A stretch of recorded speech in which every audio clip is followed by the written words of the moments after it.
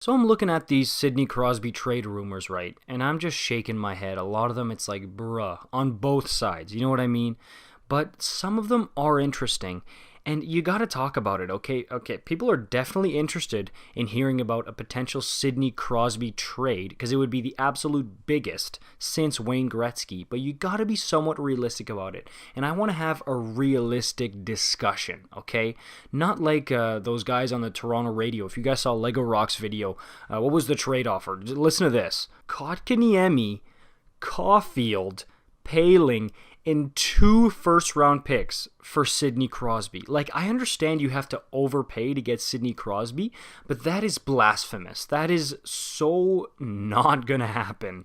Like, why would you even bring that up as a rumor? You know what I mean? And talk about it on Toronto Sports. I guess that's what Toronto Sports Radio is, but dude, come on, let's screw our heads on straight at least a little bit. Because what people have to remember is that you're not getting a Sidney Crosby in his prime. You're not getting him at 25 years old or when he's winning all the Art Rosses, the Rockets, and stuff like that. No, you're getting a Sidney Crosby in his 30s with 3 years left on his deal. And yes, it's generous at 8.7, which kind of makes him a bit more attractive, but still, dude, he is definitely going to decline a bit. I know he's Sidney Crosby, but even Crosby can't beat Father Time here. Now, that's not to say he's not going to play good. He's probably still going to be incredible, but he's not going to be doing what he was at 25 years old. So to basically sell the farm and the house and the land, everything, just for Sidney Crosby, terrible idea, and Bergevin would never do that.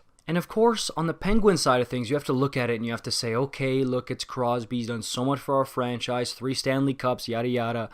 Maybe we have to have a trade that respects him, okay? A trade that looks good for us out of respect for Crosby. I understand that, but at the same time, you have to look out for the future of your franchise.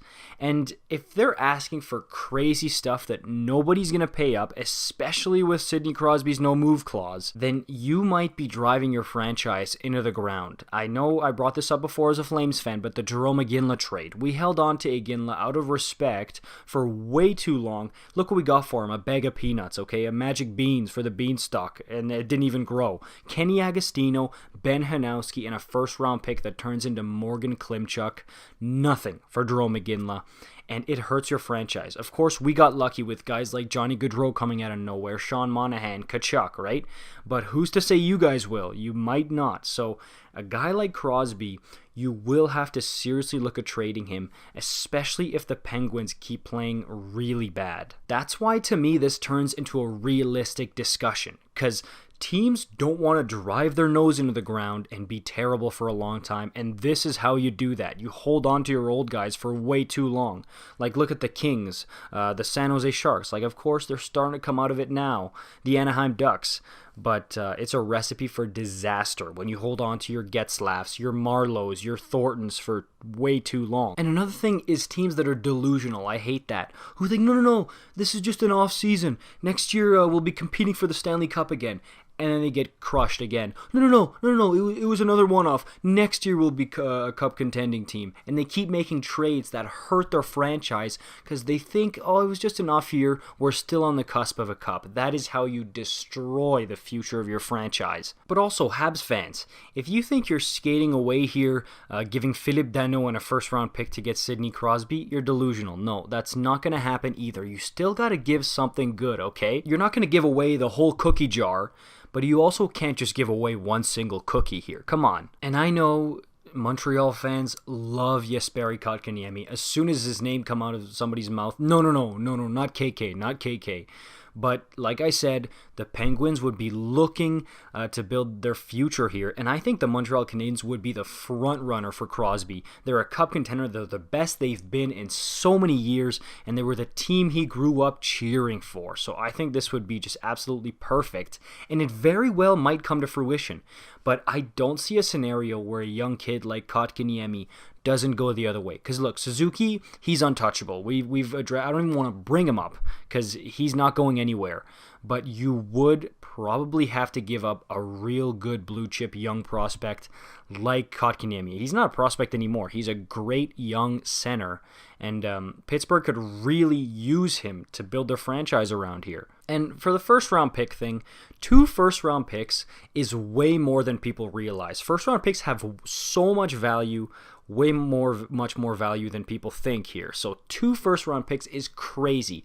I would go Kotkaniemi, 1 first round pick, and then you still got to give up another good player there. So whether it's a Poehling or it's a Norlinder, I think Caulfield is too much because I think he's going to be an absolute stud. So I think that's crossing the line a little bit, even for Crosby. Because again, remember, you're not getting 25-year-old Crosby. You're getting Crosby in his 30s here. So that's why if you ask me, like, if you do Kotkaniemi, a blue chip guy like Poehling, who remembers, he scored a hat trick in his first game. He's no scrub here. He ain't a plug. And then I guess if you want to overpay by a smidge, you go with a Norlinder or a later round pick, say 2nd to 4th round pick is what I would say. And that's overpaying to me for a 31-year-old Sidney Crosby or whatever. Like, to me, I think a first Kotkaniemi and Norlinder, you're off to the races. I would take that deal if I'm Pittsburgh. And I know you're looking at it, what, but it's going to probably be a late first round pick. Yeah, but again, those first round picks, I'm telling you,